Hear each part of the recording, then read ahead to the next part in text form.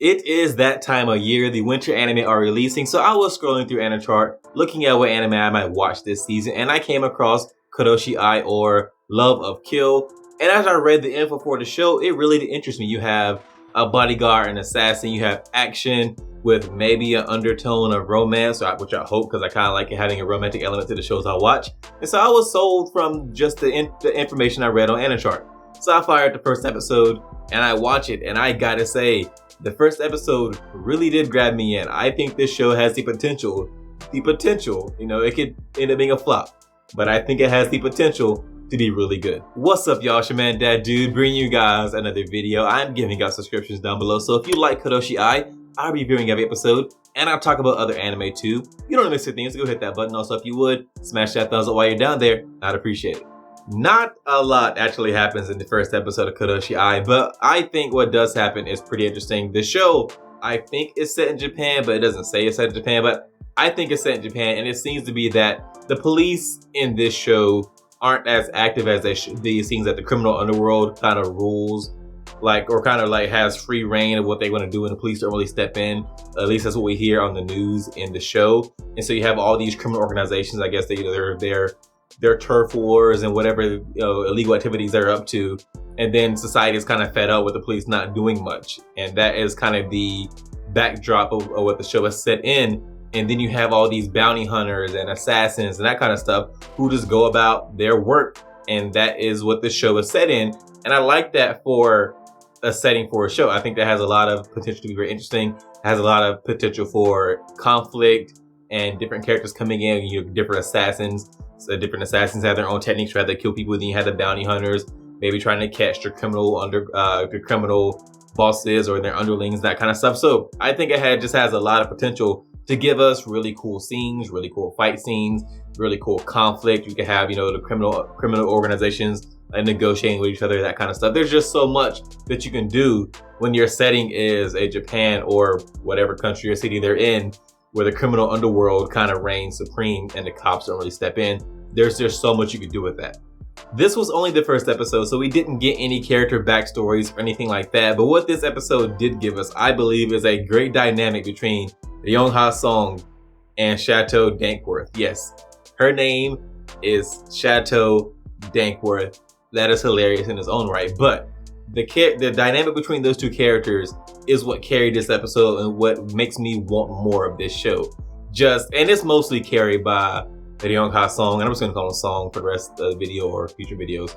This episode, I think, is carried by Song and the way he acts, because the guy seems to be a merciless assassin. Like, he kills people in this episode, like a fair amount of people. I think an opening scene, I think there's like 3 people he killed in there, and then we see later on he shoots the guy through the door in the head, just without any emotion. He seems that he is a well-seasoned killer. This is what he does for a job, and he's damn good at it. But he has taken a liking to Chateau.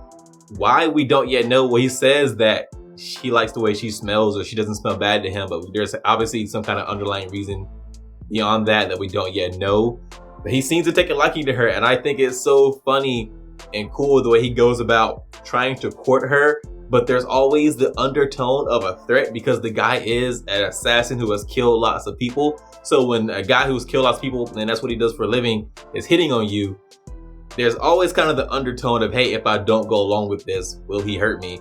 And we see in the episode that he's not, unwilling to hurt Chateau when they're at that drink stand, and she did try to hit him, but she tries to kick him and hit him with a taser. He does say, hey, don't make me hurt you, which implies he will hurt her if he has to. And I just like that dynamic between those two. So far, Chateau doesn't really do much for me as a character, but Song, that guy seems to be, he is funny, but he also is kind of dark and brooding at the same time. And it's really hard to, walk that line of having a character who is funny and is comedic, has all the hallmarks of a character you can get a lot of jokes from, that can be the center of comedy, but is also, all the while he's being comedic and being funny, that he is dangerous and he is dark and he is brooding and he has all these dark undertones, and that his backstory is very bloody. Having both of those things exist at the same time, I think, is really cool, and I love watching their dynamic in this first episode. And that is the reason I'm going to watch more of this show, because while I do think there's a lot of potential with this show, with all the the criminal underground and the police not doing anything, that kind of stuff. What brings you in, or at least what brought me in, is Song and the way he is trying to go after Chateau. Now, I hope that Song's interest in Chateau turns out to be a romantic interest, because again, I love a romantic aspect to the shows I watch. I think it adds to it, you know, along with the action and everything else. But if not, I would like the reason that he's into her to be more than just, hey, she smells nice. Because yeah, I mean, he's an assassin, but still that'd be kind of creepy just to go after a girl that much because she smells nice. Come on, give me something else. Like, hopefully it's romantic or something that can be engaging and drive the plot forward and give us some kind of resolution later on.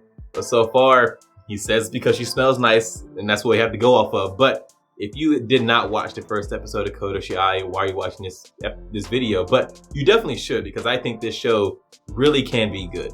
That's all I have for you on this one, guys. If you enjoyed this video, go hit that thumbs up. And if you were so inclined, subscribe and share it. It would help me out a lot. If you didn't like the video, or if you disagree with anything I said, maybe you didn't like the first episode of Koroshi Ai, let me know why down in the comments. We could talk about it. I respond to almost everything. Also, feel free to follow and hit up with Twitter @DadDoAnime, and I'll see you guys in the next one.